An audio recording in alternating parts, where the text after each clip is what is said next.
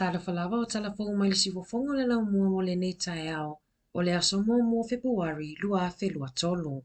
O se fianga mo le itu malo o mana, ai mai se fo isa moa wa apea Pasifika, ona o le filifilinga o le susunga i le tamaitai whaipule, Barbara Edmonds e avea ma se tasio minista fo o le kabineta, I fesuia inga le palemia fo Chris Hipkins. O le matanga luenga o mata upu mo le loto I fale lea ua filifilia I ai Edmonds. O ia foi o le minista mo tangata Pasifika, minista langulango mo le soifua malo loina, ma le minista langulango mo fale. Ua whaailoa I le tamaitai minista, ua tāpena foi I se whaatala noanga I lungo le sifofongo le laumua. O nisi o suinga te tele e au fia ai Jantiniti ua avea ma minista fo wa onga, le asa tau aveina e Hipkins, ma ua si itia le tūlanga o teneti I le whaatūlanga ngau whaipule le Labour, mai le numera sfulufā I le numera ono. O Dr. Aisha Vero ua avea ma minista o le soifua malo loina, le asa tau aveina e Andrew Little, ua sitia le tūlanga valu, mai le tūlanga sefulu valu sai ai. Ua sitia fo I le tūlanga o Willie Jackson mai le numera sefulu tolu I le numera iwa, a o Kiri Allen mai le sefulu ono I le numera sefulu.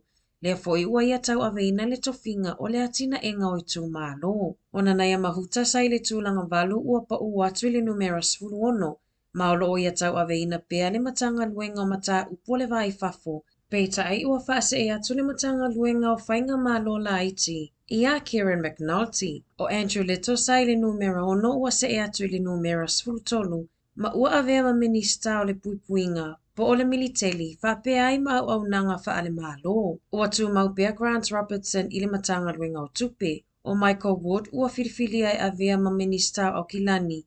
Ma sai le numera sfululima ai ua siti atu le numera fitu. O Jeannie Anderson le whaipule o le Heart South. Ua avea ma se tasio minista fo I le kapeneta, ua tō fia I pisinisi la iti, o tangata matutua, feso o ta inga ma le whaaonganga o whaamatalanga tau te konolosi, I au nanga tau I fe whaatawa inga. Sa whaafetaya e le palemia minista o le a leto e tau wā I le pālota, o no la lato tau tua I le tele o tau sanga, e au fia ai Poto Williams, Dr. David Clark, au Pito Williams Seal, Phil Twyford, ai mai se ai le sa avea ma palemia Jacinda Ardern. O le awaulia na nafina la foai ni fe autustusia I telefonia tangata I le pitonu o Northland, ni lapata inga no fautai moti munga mamafa, e sidia ma le 2 milimita li suati muto ulu, inisio pitonu I le ai, o lo o iai pea lapata inga mo le ai, mai le awaulia na nafi, mo se umi e fitu aso, o le taimi mua lea ua o ai Northland I le lapata inga mumu po le red level. Na ta ua le taitai fono a le CDEM, Kelly Stratford, ua tele whala putupotonga mamarai I le ai, ua nofo saoni whapetanga ta ua fofuatu o la tau taimi.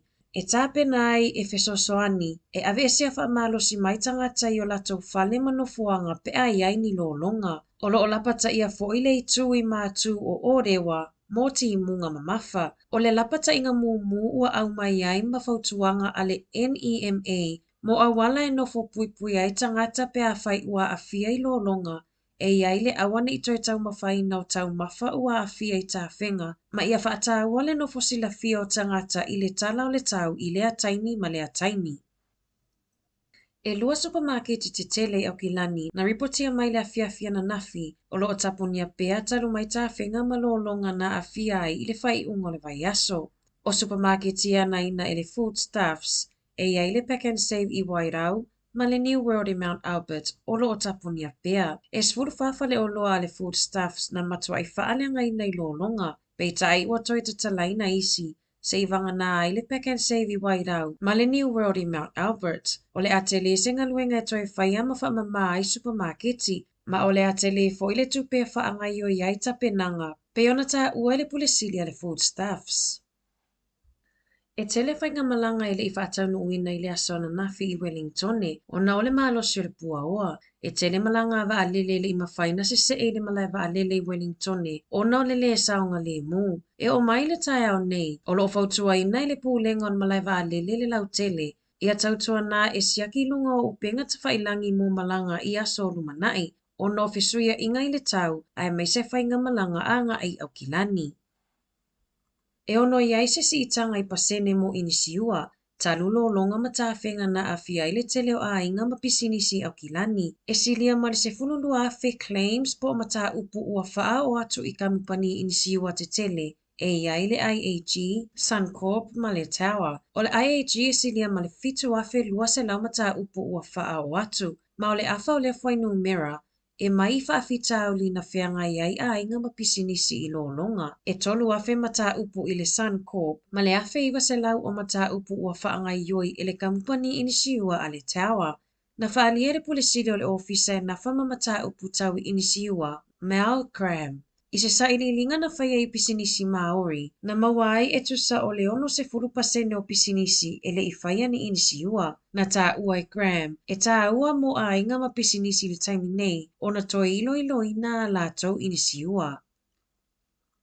O le awhiawhia na nafi na whaalawi loa I lunga upenga ta whailangi a le leitio New Zealand, ata ma whaamaunga o I la tau na mau soifua I lo longa ma tāwhenga I au kilani, I le whai unga o le vai aso. Na mamoli whaamaisenga a le sui palemia ka Mel Sepuloni, I a inga ua maliliu o la tau tangata I lo longa. E 5 tau sanga o Dave Young, na mawai tāwhenga I le pitonu o one whero I Waikato. O Young o se whaia o ngā li taia ma sa whaia o ngā ilea o ngā maualunga puke koe, mana malanga mai ene lani malona a inga, o na o le whiano nofo I New Zealand. O Daniel Mark Miller, 34 tau sanga, na reportia sa whaia ana lives I lungo ana la ata o le Facebook, a o whea ngai au ki lani malolonga, peta ai o le awha le fitu I le aswaraile, na mawailo na tino maliu I se ala vai I wairau. Na moli mau nisi, na vaaya Miller o whaia ni ngā luenga la vea I mawhisosoani I tangata na a whia I tā whenga.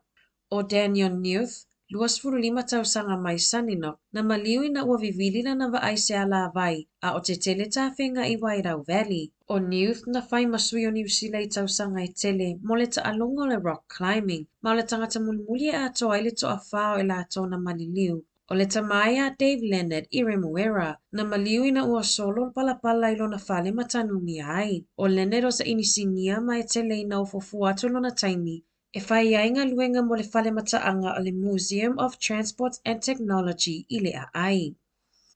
I whawhato New Zealand, e le titi I fo le toa 5 tangata na maliliu I se pomu, I le malumalu tapua ai, I se a ai to tono Pakistan. O leo sofa inga sa whaatatau e le Aotearoa mo leo, pei tai sa a whia I tangata na tapua ai I to tono le malumalu. O le whale tapua ai na tūla ai mai ai leo sofa inga, e leo ina I leo, mai lata I le ofisa o leo. O lo masalomia e se fisota inga o leo sofa inga ma le vaenga le Taliban. O le masino te sema na o sofa ia I fo I se ofisa o leo, ma malili wai le to atolu sfulutolu o le au militeli.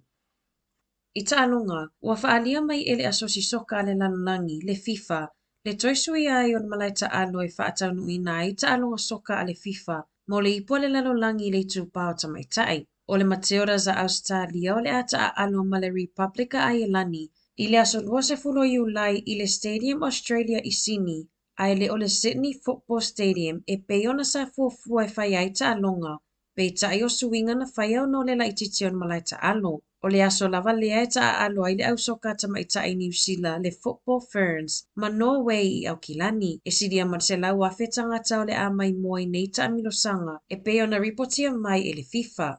Tala Fou ia mai le sifofongo le lau mua, mo le nei vaenga o le tai au.